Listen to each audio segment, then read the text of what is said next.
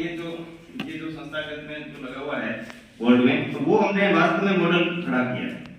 हमने 1 एकड़ का एरिया सेलेक्ट किया, पहले नर्सरी से ही किया, रोप को दमाद में हमारे खेत के अंदर उसको तैयार किया, उसके बाद फिर हमने लगाया। किसी प्रकार का कोई स्प्रे नहीं किया। देखो जो डिजीज आती है सामान्य रूप से अगर आप उस डिजीज को ठीक कर सकते हैं करिए, लेकिन केमिकल रासायनिक फर्टिलाइजर या अन्य प्रकार की जो केमिकल दवाइयां उसका यूज न करते हुए आप कैसे कर सकते हैं?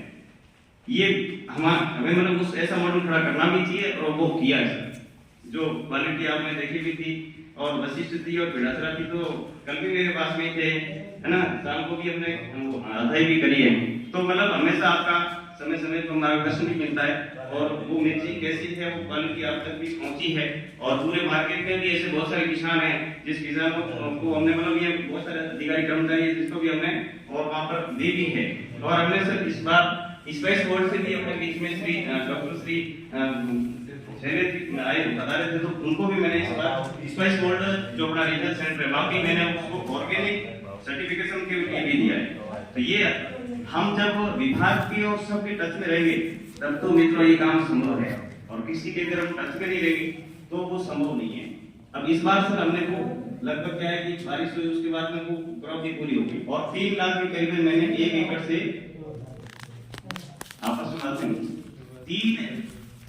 3 लाख के करीबन की चिल्ली मिर्ची 1 एकड़ से मैंने बेची है।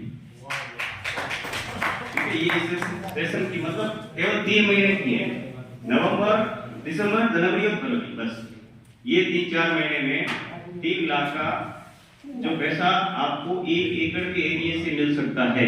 यानी कि अगर 1 हेक्टेयर में होता है तो आप 6 लाख के करीबन की पैदावार कमा सकते हैं, बहुत कम है।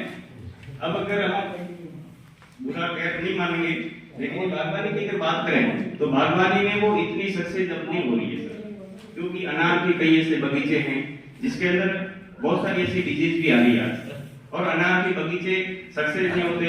उसके जो पौध है उसका चयन सबने कहा था टिश्यू कल्चर लाना पड़ेगा, वो नहीं लाते हैं। कई अदरवाइज जो रूट है उससे वो विकसित करके और खेत में लगा देते हैं, उसके कारण भी ऐसी प्रॉब्लम आती है जिसके कारण बगीचे हैं वो सक्सेस नहीं होते, या अन्य प्रकार का बहुत सारा इसमें रासायन का यूज होता है, उसके कारण भी वो बगीचे हैं वो विकसित नहीं होते। तो ये भी एक प्रकार की हमारे इस फील्ड में बहुत बड़ी बागवानी की दृष्टि से भी समस्या है।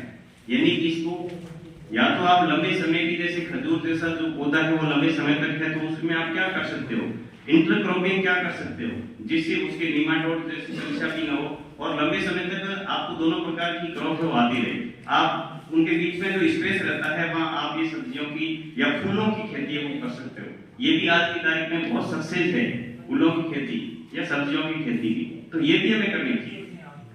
तो ऐसे और बहुत सारी है, सर ने सब्जी के बारे में और भी बताया था।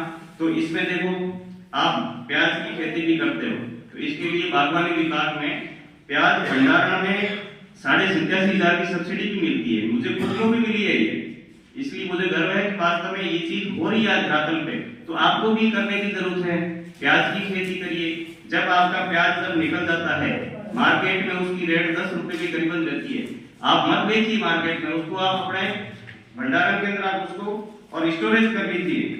लेकिन साल में एक बार प्याज के भाव 60 रुपए, 70 रुपए, कभी कभी 100 रुपए बाहर पहुंचता है, आप उसको मार्केट में जाकर के बेच दीजिए। मैं कहता हूं कि किसान को अगर किसान लुटता कहां है,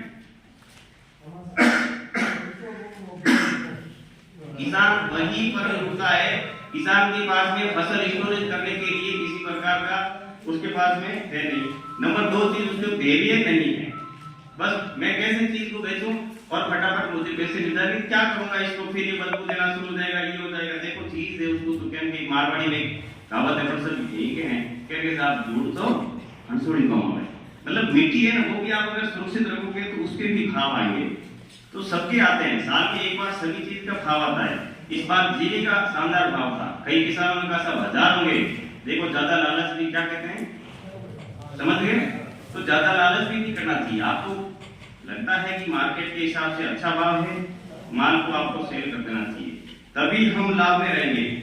क्योंकि होता क्या है, पैसा जितना दौड़ेगा ना मार्केट में या फील्ड में वही काम का है। अपने घर पे खूब है, करोड़ों रुपए के जीरा या ये पड़ा है, लेकिन मार्केट में अगर हमने नहीं बेचा है मित्रों ना, तो अपने काम का है ना राष्ट्र में वो कोई किसी काम का है, तो इसलिए अच्छे भाव जब आप देखो उस माल को आप दे देना चाहिए। और मेरे तो इस बार अच्छी कृपा रही कि सारे लीची के अधिकतम बगीचे खराब ही हो गए थे, भाव बहुत अच्छा मिला मुझे और इसलिए मैं यहाँ तक पहुँचा भी हूँ। तो इन सब के लिए आपका समय समय पे मैं मार्गदर्शन भी मिलता रहता है और आपने मुझे यहाँ पर बोलने का ये जो विचार मेरे व्यक्त करने का आपने अवसर दिया, आपका एक बार फिर बहुत बहुत शुक्रिया, धन्यवाद।